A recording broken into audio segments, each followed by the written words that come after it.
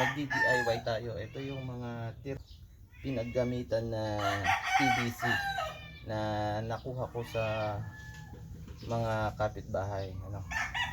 So ito naman yung mga hindi na ginagamit na ano, nagkamali siguro sila kaya pinutol nila, no. Piraso din, no. Gagawin natin itong paa ng ating downspouts, no. Mamaya tingnan nyo kung ano yung magiging output ng ating DIY na downspouts. Okay.